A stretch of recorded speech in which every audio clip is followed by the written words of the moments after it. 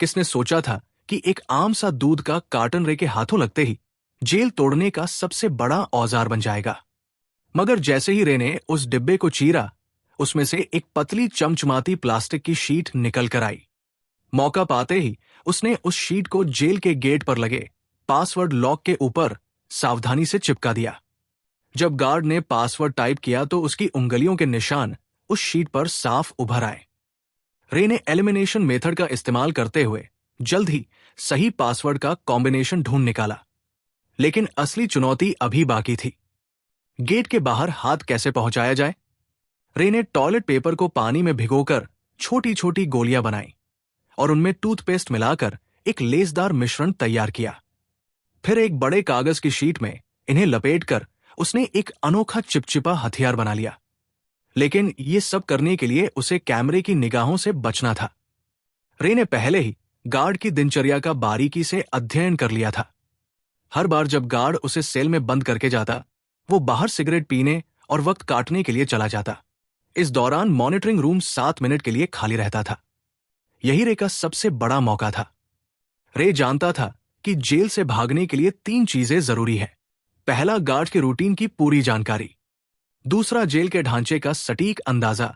और तीसरा, बाहर किसी भरोसेमंद साथी का होना।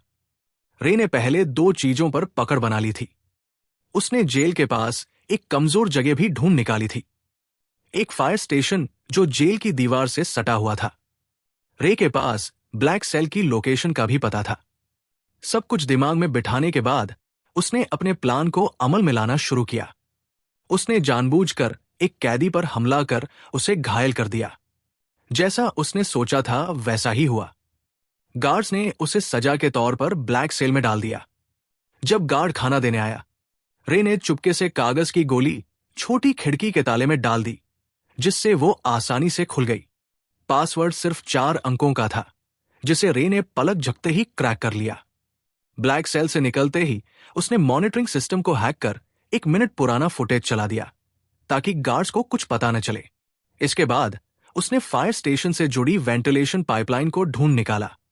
जब गार्ड सिगरेट पीने में व्यस्त थे, रे उस पाइप के रास्ते रेंगता हुआ बाहर निकल गया। बाहर उसकी साथी पहले से ही तैयार थी। उसने एक छोटी कार में धमाका कर दिया, जिससे फायर अलार्म बज उठा। गार्ड्स ने सीसीटीवी फुटेज चेक की, लेकिन सब कुछ सामान्य दिखा। इसी बीच रे फायर स्टेशन में दाखिल हो चुका था। उसने जल्दी से एक फायर फाइटर की वर्दी चुराई और फायर ट्रक के नीचे छुप गया। अफरातफरी का फायदा उठाकर वो ट्रक के साथ घटनास्थल तक पहुंचा और वहां से अपनी साथी की गाड़ी में बैठकर साफ बच निकला। ये रे की 14वीं जेल ब्रेक थी, जहां यह खुलासा होता है कि वह कोई आम अपराधी नहीं था। उसका असली काम जेलों की सिक्योरिटी सिस्टम को टेस्ट करना था। असल में वह एक सिक्योरिटी कंपनी का मालिक था, जिसकी वजह से वो नकली कैदी बनकर जेलों में घुसता और अपनी काबिलियत से बाहर निकलकर यह साबित करता था कि जेल की सिक्योरिटी सिस्टम में सुधार की जरूरत है या नहीं। वो इतनी जेलों से भाग चुका था कि लोग कहने लगे कि यह बंदा किसी भी जेल से भाग सकता है। एक दिन सीआईए के लोग उसके पास आए और कहा कि उसे एक बहुत कड़ी और गुप्त जेल में जाना होगा, जिसका नाम या लोकेशन किसी को बताने का आदेश नहीं था।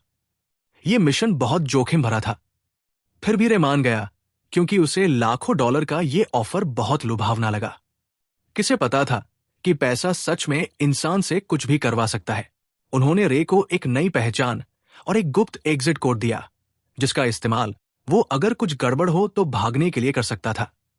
जाने से पहले उन्होंने उसके शरीर में एक ट्रैकिंग डिवाइस भी लगा दिया। जल्द ही वो दिन आ गया जब उसे जानबूझकर गिरफ्तार होना था। लेकिन अचानक कुछ लोगों ने उसे अगवा कर लिया और बिजली का झटका दे दिया। इससे पहले कि उसे कुछ समझ आता, उन्होंने उसके हाथ से ट्रैकिंग डिवाइस को निकाल दिया और उसे बेहोश कर दिया। जब उसकी आंखें खुली तो उसने खुद को एक अजीब सी जेल में पाया, जिसमें हर कमरा कांच का बना हुआ था और वहां हर जगह कैमरे लगे थे। उसके आसपास सभी कैदियों को भी ऐसे ही 24 घंटे निगरानी में रखा गया था। यह जेल पूरी तरह से हवा में लटकी हुई थी, जिससे कोई भी कैदी जमीन खोदकर भागने का सोच भी न सके। यह देखकर रे को तुरंत समझ आ गया कि वो एक बुरी स्थिति में फंस चुका है। वहां से जितना जल्दी हो सके निकलने के लिए उसने गुप्त कोड बोला। लेकिन जेल का जेलर एक टेढ़े दिमाग का आदमी निकला। उसने बिना कुछ सुने रे को फिर से बंद कर दिया। अब यहां यह राज सामने आता है कि जेलर किसी ऐसे आदमी से मिला हुआ था जो रे का दुश्मन था।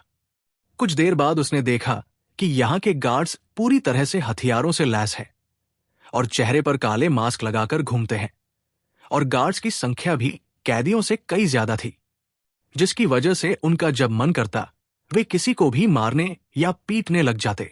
वही कैदियों को प्रताड़ित करने के लिए एक भयानक कमरा बनाया गया था, जहां अंदर जाते ही तेज रोशनी से आंखें चौंधिया जाती थी। इसके अलावा वहां का तापमान भी बहुत ज्यादा था।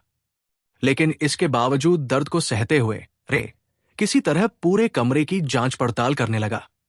तभी निरीक्षण करते हुए उसकी नजर फर्श पर स्टील प्लेट से जुड़ी कील पर पड़ी। उसी पल उसके दिमाग में एक आइडिया आया।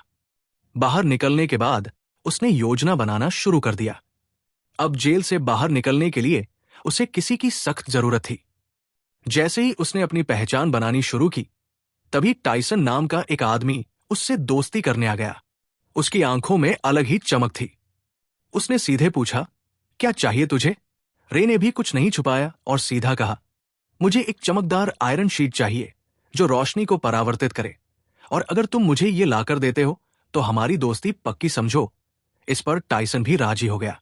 इसके बाद वो सीधा जेलर के पास पहुंच गया और उसे उल्टा सीधा कहने लगा, जिससे टेढ़े दिमाग का जेलर गुस्से में आकर उसे पानी से प्रताड़ित करने लगा।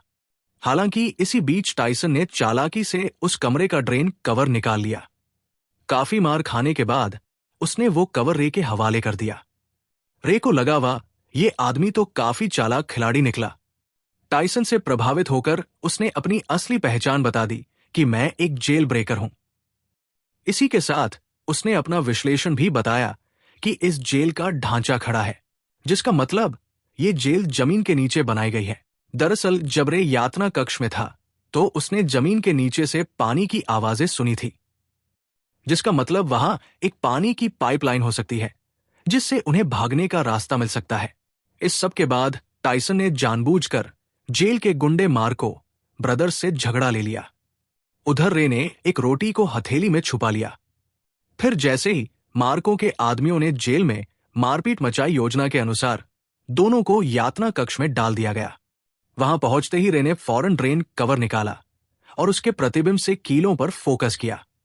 देखते ही देखते तेज तापमान की वजह से वे कीलें पिघलकर बाहर निकलने लगी और एक एक करके कुछ ही पलों में उसने सभी को निकाल लिया।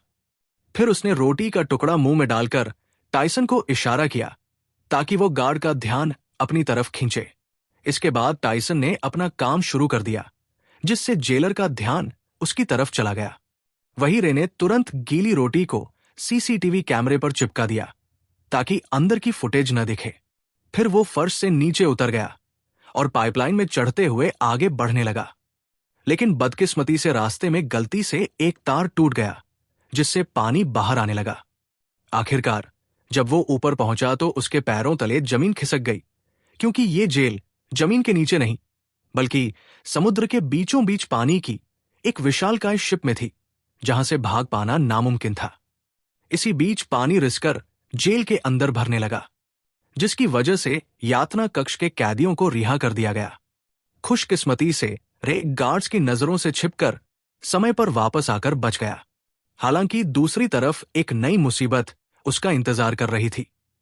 दरअसल जेलर को फर्श पर छोड़ी गई कीलें मिल गई, जिससे वो समझ गया कि रे ने जेल तोड़ने की कोशिश की है। उसके बाद उसने फौरन एक आदमी को फोन लगाया, जहां यह राज खुला कि रे को इस जेल में फंसाने वाला कोई और नहीं बल्कि उसका बिजनेस पार्टनर लेस्टर निकला, जिसने कंपनी के लालच में आकर यह साजिश रची थी। अब अगले दिन किसे पता था कि रे के ऊपर यातना के बादल मंडराने लगेंगे। जब जब वो सोने की कोशिश करता, गार्ड्स उसे जगा देते और इसका फायदा उठाकर वो उसे खूब मारते पीटते भी थे। ऐसे ही कई दिन बीत गए। रे पूरा दिन बेहोशी और थकान में रहता। आखिरकार उसकी हालत देखकर गार्ड्स उसे रोज मेडिकल रूम ले जाने लगे। कितने जख्म, कितनी दर्दनाक यादें, कितनी टूटी उम्मीदें, फिर भी वो अपनी लड़ाई लड़ता रहा। डॉक्टर भी उसे देखकर हैरान रह जाता था। कुछ दिनों के बाद यातना का सिलसिला खत्म हो गया और उसने फिर से योजना बनाना शुरू कर दिया।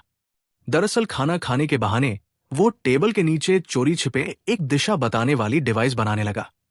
इसी दौरान उसने मार्को से मिलकर उसे अपनी टीम में शामिल कर लिया, जिसके बाद तीनों ने मिलकर एक जोरदार योजना बनाई।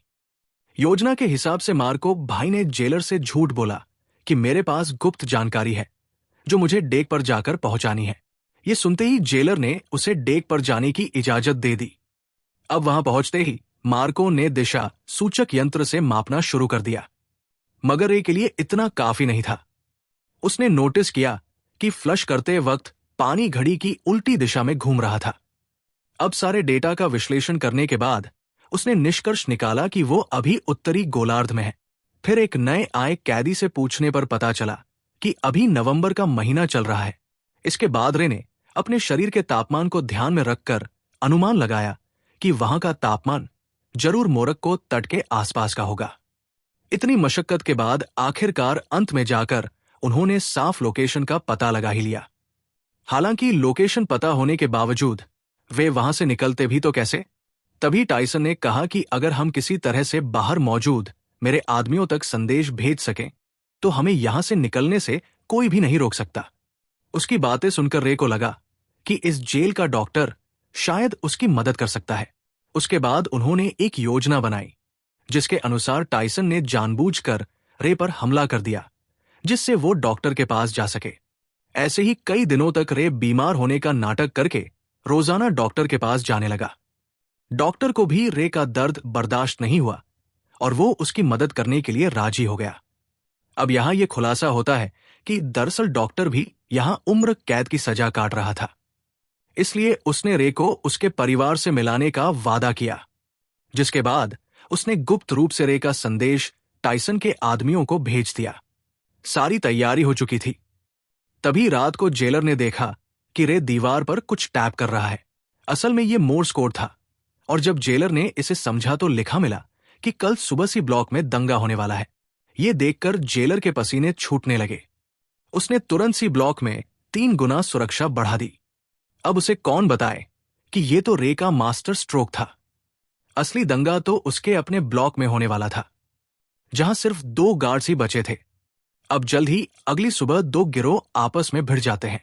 इस हंगामे का फायदा उठाकर रे, टाइसन और मार्को वहां से भाग निकलते हैं। तभी भागते भागते रे कैमरे के सामने आकर जेलर को चिढ़ाता है। गुस्से में आकर जेलर सभी गेट्स को बंद करवा देता है।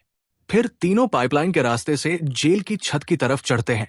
जब वे डेक के बिल्कुल पास पहुंचते हैं तो उनका रास्ता एक इलेक्ट्रॉनिक गेट से बंद हो जाता है, जिसे खोलने का बस एक ही रास्ता था कि पूरी जेल की बिजली बंद कर देना। इस जोखिम भरे काम से सबको वापस पकड़ा जा सकता था। वहीं दूसरी तरफ जेलर ने मोशन डिटेक्टर के जरिए उनकी लोकेशन ट्रेस कर ली और फिर सारे गार्ड्स उनके पीछे लग गए।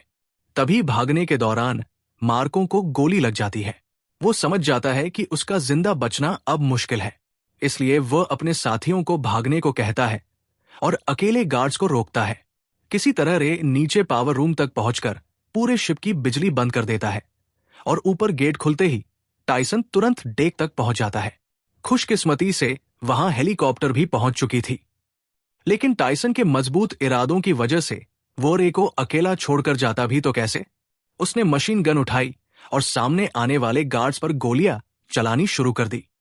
वहीं दूसरी तरफ रे छुपकर पानी के एक टैंक में घुस गया, जहां उसे ढूंढ पाना मुश्किल था।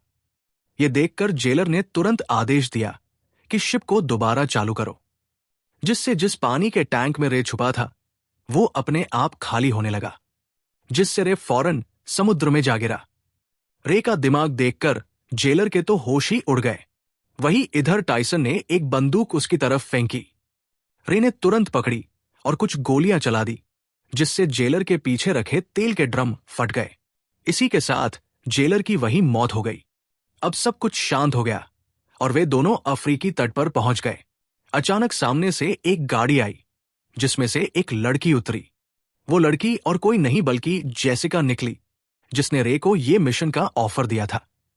तब रे को पूरी बात समझ आई। ये सारी योजना डसन की बेटी की थी।